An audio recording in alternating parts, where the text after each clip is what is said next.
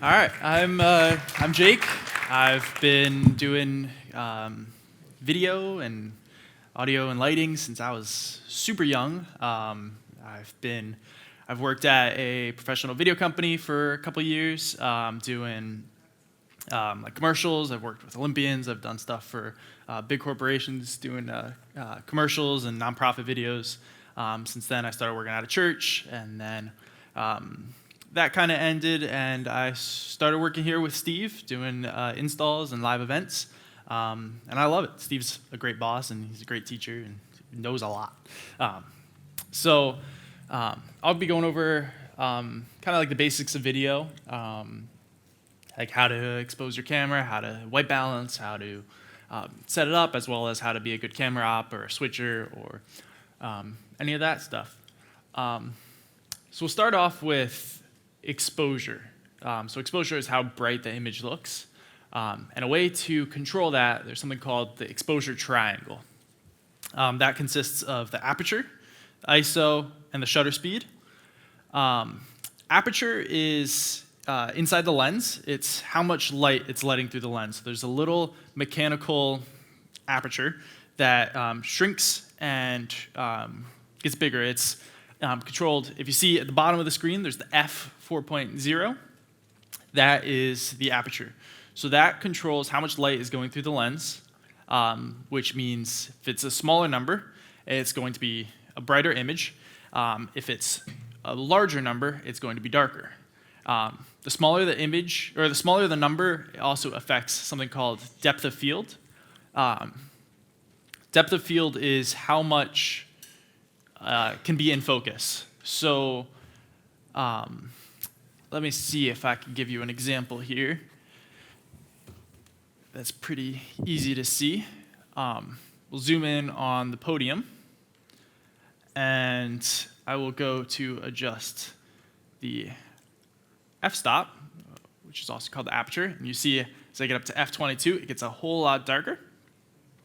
And you kind of see, if I raise the ISO as well, you could see there's a lot in focus. You can see how the lines on the sound panels are nice and sharp, and the podium is also pretty sharp. If we lower that, it gets a whole lot brighter.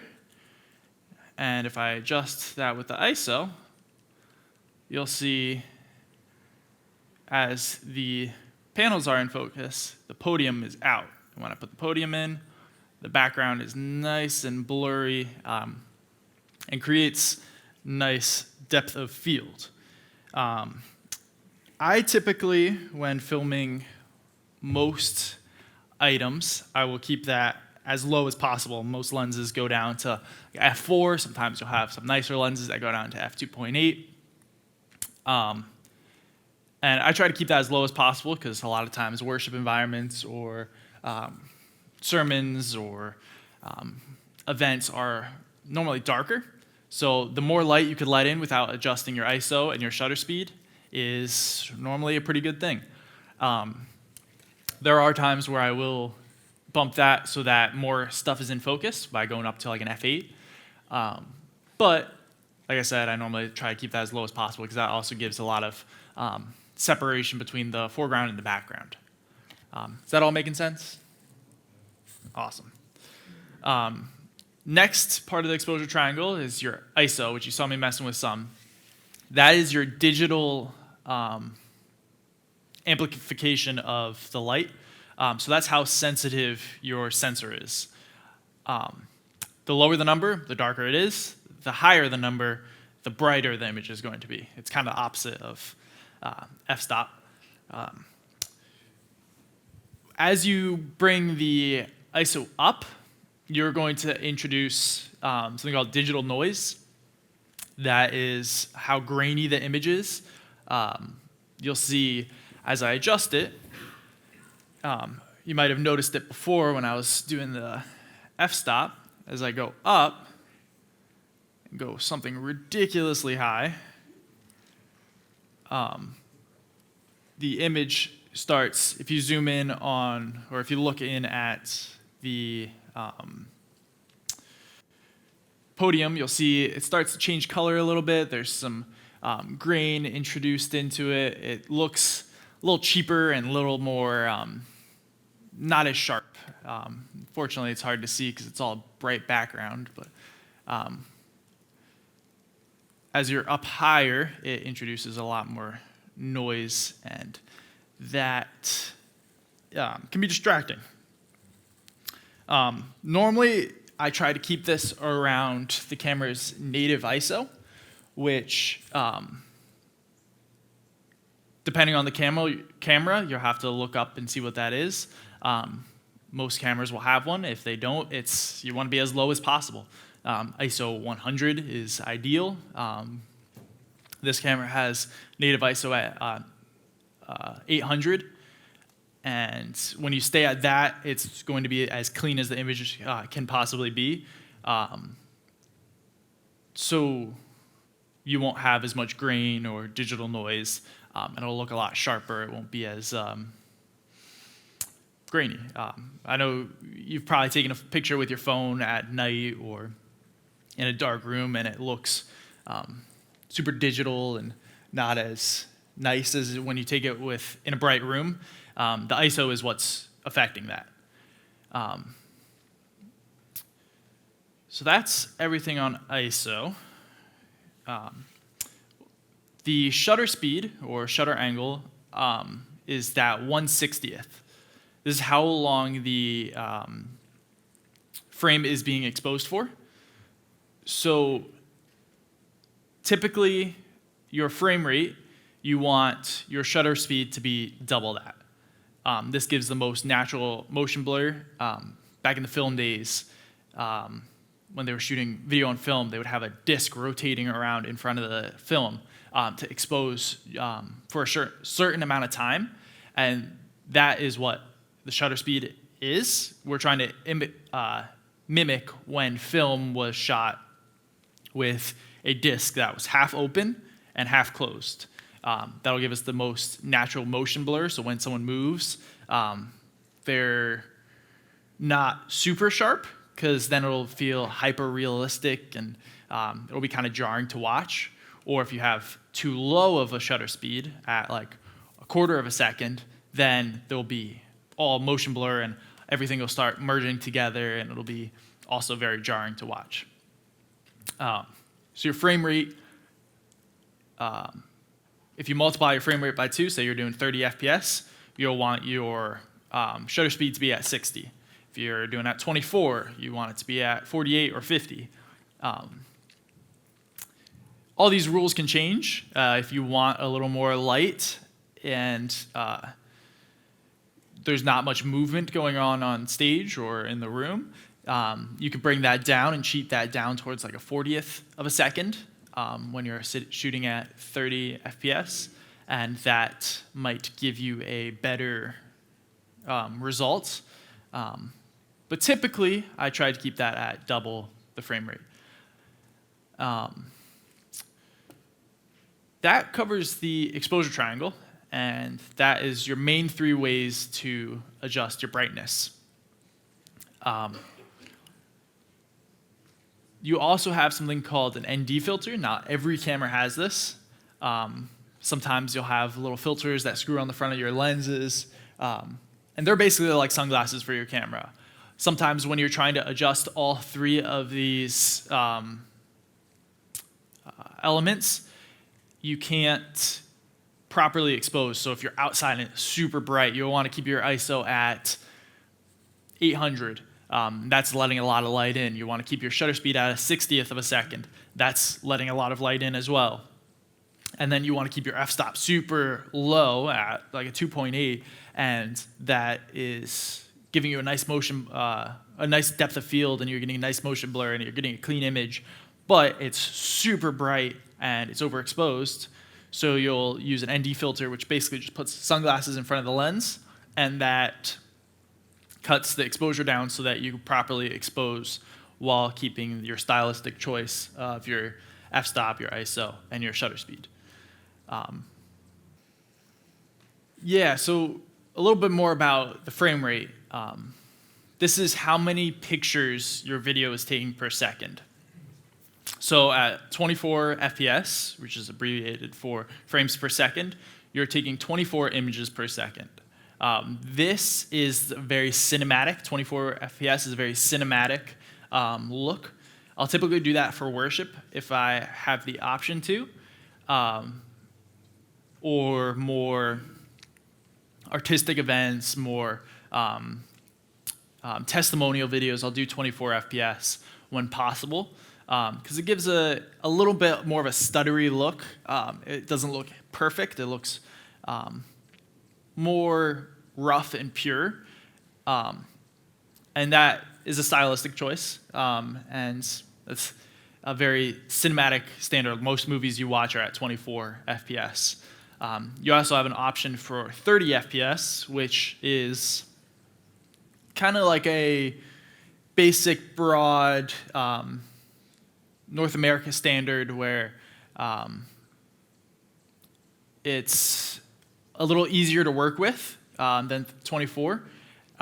It's an even 30, and it has a similar look to 24, but it's a little more smooth. It's a little more polished. Typically, I'll use this for like if we're doing video announcements. I'll do something like that. If we're doing a lot of talking head information, if we're doing sermons, if I have the option to switch between sermons, I'll do 30 FPS for that.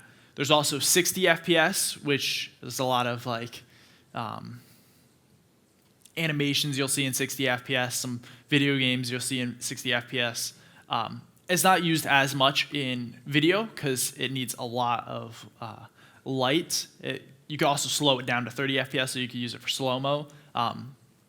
So sometimes if I'm doing a very newsy, broadcasty element in a video, I'll do it in 60 FPS and make that look as if it's like hyper real. It's super smooth. You see every single detail. There's not as much motion blur. Typically, this is a very stylistic choice, and you won't do that as often, but it is possible. Finally, there's a whole bunch of other frame rates that you pick from, but these are the most common. There's also 5994i. This is a big standard for Blackmagic devices. A lot of you guys are probably using Blackmagic in your churches. It's a very, yeah, I know. It's a brand. Yeah, not Blackmagic.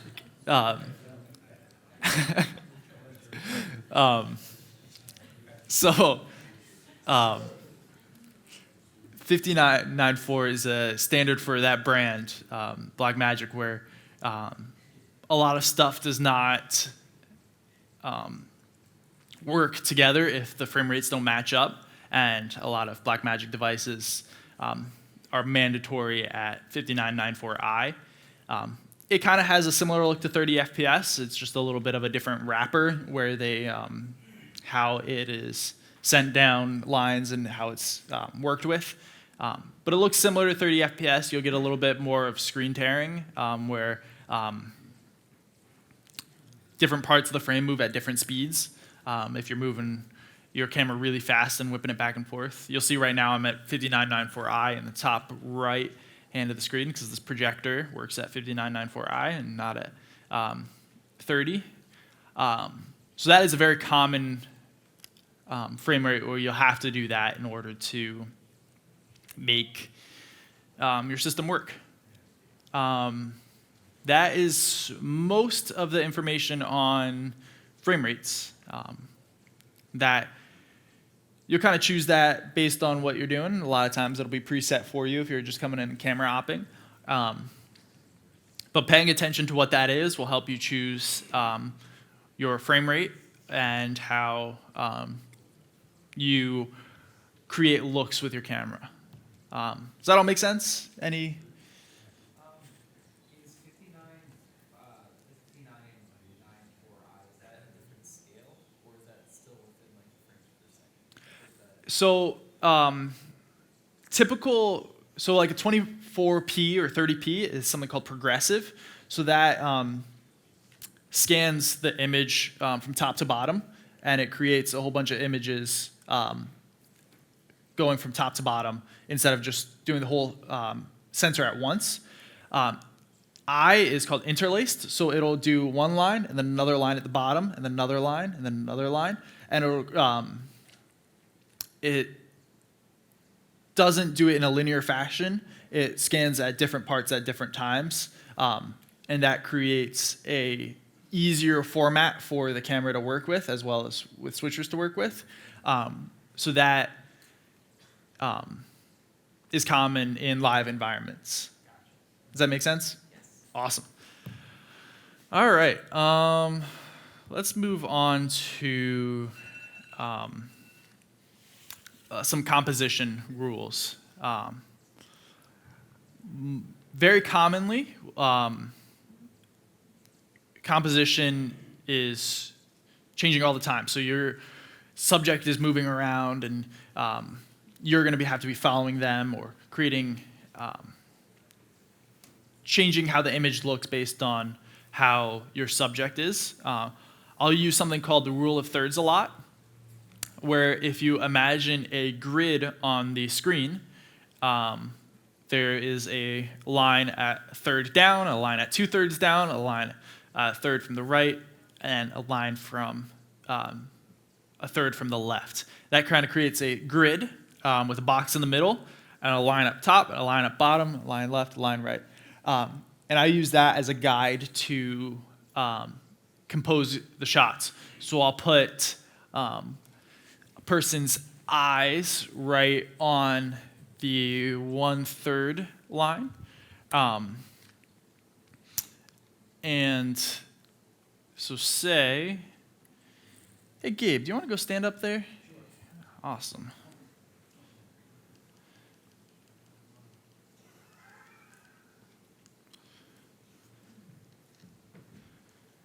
Oh, there's sermon notes up here I can preach. Talking about fear.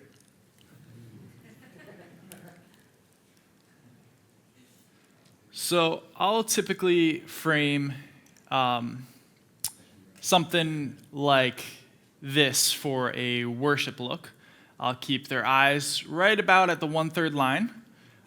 If you kind of imagine a grid, I'll keep them on the left third because they're going to be looking to the right most of the time because I'm off to the left of them. So I'm going to keep the space on the side of the screen where they're looking. So if Gabe's looking that way, I keep it there. If he's looking the other direction, like over here, I'll flip to this side. If you do something like that, it feels cramped. I don't know what's on the screen, so I feel very exposed. Also, you're going to be thinking about headroom a lot. So if I do something like this, that's only showing his head. There's no point to it. If I'm cutting off part of his forehead, you're creating a cramped image and it just feels odd. So I normally try to keep it either, if he were to put a fist on his head, kind of keep that as the edge of the frame, or I'll keep him on a 1/3 line if I'm going for a more artistic look. For sermons, I'll typically do a couple different looks. I call it the cowboy shot. If you imagine like the old Wild West movies, they'll be standing there and they'll be gunning down the camera and the camera's cut off at their shins. Something like that is typically what I'll do for the main follow. And I do that so you have enough space. So if he starts running over to the side of the stage, you have a little bit of time to catch up with him. Or if no, you're good. It creates, you get a little wide, you get to see a little bit of the room, but it's also not so wide where you're struggling to see what's going on. If I have another option, I'll do a medium shot, which is from a waist up. That kind of use that as a more intimate moment.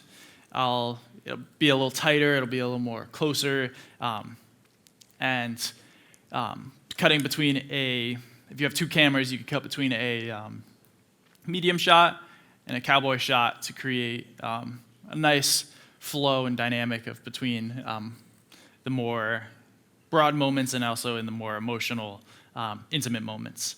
If I have a third camera, sometimes I'll do a 3/4 shot where if I'm on the side of the room, I'll set that up and I'll get a side angle kind of to reveal a little bit more of the room or to show just a different angle of what's going on. But those are the three main things I'll do for sermons and worship. Question, did you say if you had two cameras, you would keep them both center? Typically, one yeah. side, Yep. and then the third camera would be Like a side, a 3/4 angle, because you're 3/4 over to the side. which is kind of counterintuitive, because a lot of churches that might start with two cameras, Yep. they're like one's dead center and one's over. Yeah, which is another good option. You get more variety in your shots, but you'll be relying on that one camera at front of house be relying on that a lot to wide to tight and follow them the whole time, and that just gets exhausting as a camera op. So that's most of it on composition. You could go sit down. Thank you, Gabe. All right. So let's move on to how to tell a story with all your cameras.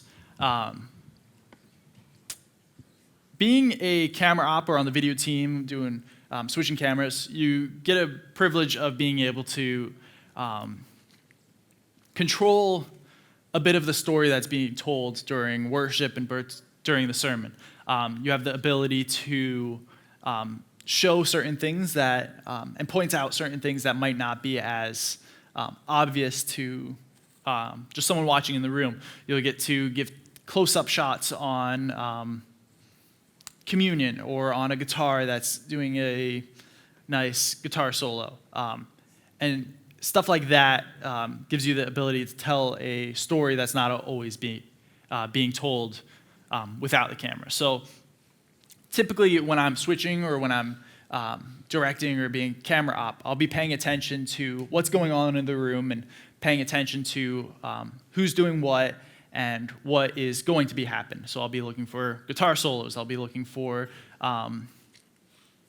the pastor to call up someone to pray, or I'll be paying attention to those kind of things and catching that on camera before it happens, so that if you have multiple cameras, you're able to switch between those seamlessly and create a nice experience for the online user or people watching on the projectors and the iMags. Doing this, you have a lot of options for how you move the camera. There's a couple moves that you could do. You could do a pan where you slide across the stage and reveal a singer starting a solo on stage left. And you'll be able to reveal parts of the stage while slowly panning across. Doing that creates a reveal of a certain person or event going on. And you also have other moves like you could zoom in and out slowly. With some of the more broadcast cameras, you'll have a zoom controller by your hand, and you'll be able to zoom in nice and slowly and create a nice intimate feel by zooming in and getting nice and close up on the speaker or the musician. You could zoom out and create a very nice reveal of the stage as well. Same thing as the panning. When I'm directing, I always tell my camera ops to always keep the camera moving during worship. It creates a higher energy atmosphere, and when the song's building up and the camera ops are panning or tilting or zooming or doing whatever to create movement, I always tell them to match the energy. It's the most important thing when you're being a camera op or director. You always match the energy of what's going on. If the song is screaming out hallelujah and the band is jumping and praising, and you have a nice slow pan, and just do, it's gonna feel odd. It's gonna be, it's gonna mismatch and portray a different emotion, different level of energy. So they're jumping around and you're panning nice and fast with them, and you're zooming in and you're creating nicer images by matching the energy of what's going on. Same thing as if you have like 4 cameras and they're jumping around and screaming and praising, and you're switching like once every song between cameras. It's the same thing. You don't have as high of an energy. You're not showing the whole experience. You're just showing one frame for the whole time. So matching the energy is very, very important. You could do this by like doing camera moves. You could do this by switching. If you don't have camera ops, just switching between cameras to the beat and switching slowly and fading between cameras during a slow, sorrowful worship piece. You'll get the same effect as having a bunch of camera ops, just slowly zooming in and doing stuff like that. There's always ways to work around it and match the energy. Everyone has their own part. But when you have one thing, one person, one camera, or the switcher not matching it, it automatically it disconnects from the experience. So typically, if I have one camera, I'll show the room and I'll kind of switch between, if you have the option to, do a nice slow zoom in and then a nice slow zoom out. Sometimes it's hard with like a Sony DSLR or something like that. It'll be hard to keep it in focus while you zoom in and out. But there are always ways that you can get creative to create energy with one camera, with 14 cameras. It's just a matter of finding what you can do with the equipment you have and portraying the story that is being told by the band or by the preacher or by someone talking to the camera about like offering. It's always going to matching the energy is always going to apply. Like if the preacher is going slow and starting to tear up a little bit, and you're cutting like every 10 seconds, like bang, bang, bang, bang, bang, then it's gonna be a disconnect. If your preacher is jumping around and getting super excited, and you're just slowly fading between cameras, it's gonna be a disconnect. So matching the camera, I cannot stress this enough, matching the energy is very, very important, right? All right. Any questions on that? Yeah, so having a solid foreground, what's in before the subject, is very helpful to create depth in the image and separation between the subject. So I'll purposely lower the camera a little bit so that you see just the tops of people's heads, and that can create, it can kind of show that there's stuff going on in the room that's not just one person talking. There's a bunch of people there paying attention and watching. If they're during worship raising their hands, that's a very, it kind of shows you what's going on in the room, and showing that a little bit, but not too much where it invades on people's privacy of worship, where you're showing their faces and they're like tearing up. There's a time and place for that, but during a normal worship service on Sunday morning, I wouldn't go as far to show people's faces during worship unless that's something that's agreed on between the congregation and like the video crew. So showing them a little bit is great and awesome, and it creates a nice element of awareness of what's going on in the room, but too much invades on their privacy. Hey, Jake. This is a two-part. What's your thoughts about white balance and storytelling? I know maybe you have it had on preset here the whole time. And then this is a very loaded question, but just like the basics, like when you're setting up lighting in a dark church, like what are you thinking of?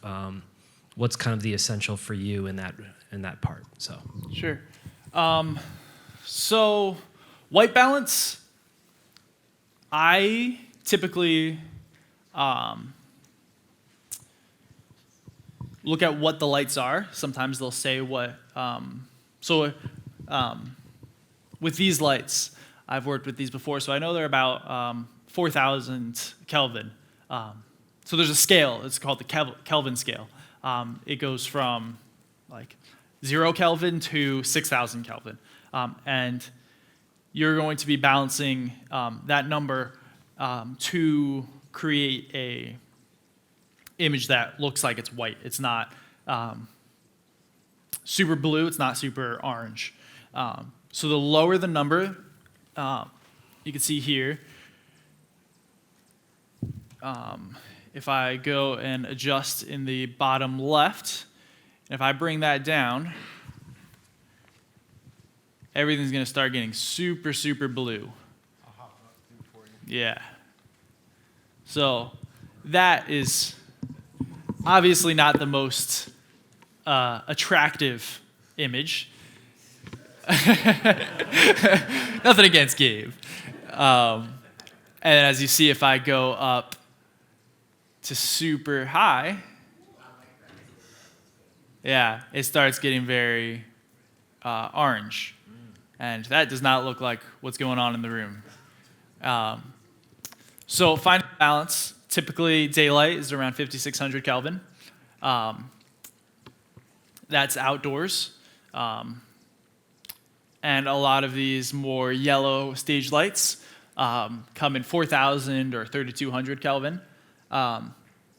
So finding something in the image that's white is very helpful. I'll be looking at the piano, the FP7 on the piano. I'll be looking at that while I'm setting it, and I'll kind of go through and see when it starts looking more. You could do the drum head too. Yeah, that's probably a little bigger. And I'll start going through and start seeing where it starts looking a little more white. Let me make this a little brighter for you. You ever have people hold up like the, Yep, a white card or a gray card. I'll set that and I'll expose properly to it. And then you'll see I'm right about at 4,100. And I'll look until that starts looking, if it's too high of a number, it'll start looking a little orangey. And if I go down too much, it'll start looking pretty blue. So finding the number right in the middle, where it's about 42, maybe 4,000, works. Just to look at a white piece of paper or a gray card.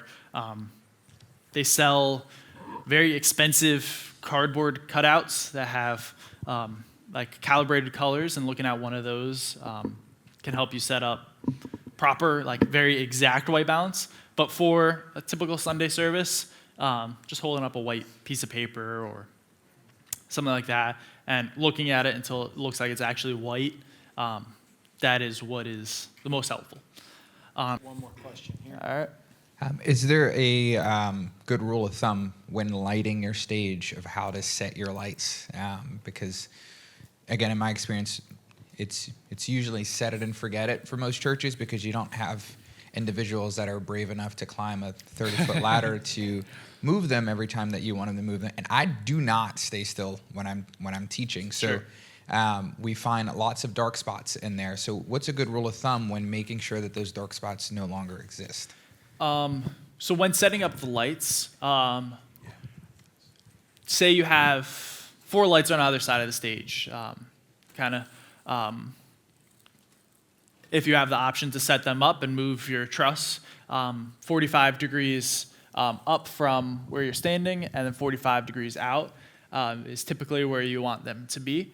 And and then using them to create different light pools on different sections of the stage. So you'll do an upstage, depending on the size of your stage, you'll do like an upstage right, downstage right, upstage center, downstage center, and creating all those sections and feathering them together to kind of create a evenly lit stage. Having 2 lighting each of those sections, ideally, is how it would create an evenly lit stage. So what you're seeing now, actually, we have 4 white face lights, but this is but then we have a bunch of fixtures up there that are colored fixtures, but we have them mixed to be white light as well. So it's filling the stage out evenly. So when I'm preaching, this is typically what the scene that we have. Whereas for worship, you can take some of that white face light off, and then it's, I don't know, cooler. But actually, because I don't have like a dedicated lighting person, we had a guy at the church that was a Disney lighting guy. He actually worked for these guys for a bit. But we don't have a dedicated lighting person, so we just basically keep it at this for now. But we're doing a worship night next month, so maybe we'll have some different scenes with less white light. Yeah. Go ahead and plug that worship night. What is that? Yeah, that's October 14th, I think. So here, 7 p.m. Be here. So for drum cameras, I'll do a over-the-shoulder shot normally. Sometimes I'll do an overhead. Over-the-shoulder kind of gives you a little bit of you'll see a little bit of their facial reactions. You'll see where their hands are going. You'll see some of the stage as well. So it gives a nice perspective on what's going on. For most other instruments, I wouldn't set up just a distinct camera for. Sometimes on a keyboard, getting a nice like down the barrel shot of the whole keyboard can be kind of nice. But typically, if I'm getting more instrumental shots, I'll have a manned camera op on stage, where he kind of floats around and shows the piano when the piano is just like introing the song, or show an electric guitar during a solo, or bass during a nice bass riff. Kind of float around during all those things and create nice images with like the same composition rules I was talking about earlier, with the rule of thirds and having nice headroom and put the subject on one of the thirds line, doing stuff like that. Does that answer your question? Yeah, totally. It goes along with telling this story of the worship or during sermon. If the person is, if the electric guitar player is super stoic and just standing there like, there's showing that to the people watching the broadcast, whether it's on IMAX or on a live stream, doesn't add anything to the experience. Doesn't take away anything, but it doesn't add. So trying to handpick all those shots to show the higher energy, the worshipful experience is key. So if the electric player is like really jamming out and getting into it, then yeah, I'll show the electric guitar player. Or if he has a solo and he's super stoic, I'll just show just his guitar. It just depends on the moment and the energy and the person. So the pools of light with white light, I typically do the white light for the front light. With colors, a lot of times I'll do a reverse angle, like a hair light, so something from behind, to kind of create a silhouette of the person and kind of pop them out from the background. You can do that with color or a white, but color gives you more options because you can do white as well. You can also use color as a front light. So I think, there are a couple of colorful front lights where you can pop out different subjects on stage. So you could do a whole color wash on stage and have everything blue or purple. And then you could use those pockets of light and just turn on whichever one you want to highlight. Obviously, it creates more work for volunteers, but it is an option to do something like that. Nice. With all of this, I think one of the most important things, other than matching the energy, that's very important, is just keep doing research. So watch TED Talks and pay attention to how they're operating their cameras and showing different things and how they're cutting between sentences and thoughts, and kind of use what you see there and take that away and steal like an artist and take parts of those pieces and turn them into your own either camera opping or directing. Watch concerts, live recordings of concerts or music videos, and see what they do with that. And again, steal like an artist and use different parts of that to create your own experience. So always be watching those like TV or concerts and see what they do and see how you could take different elements from that and use that in your own broadcast or stuff like that. That's really good. Any more questions, or are we all good? Yeah. All right. Good. Awesome. Sweet. Let's give it up for Jake. We might Jake will stay, so if we have more questions at the end for Steve or Jake, we'll definitely take those.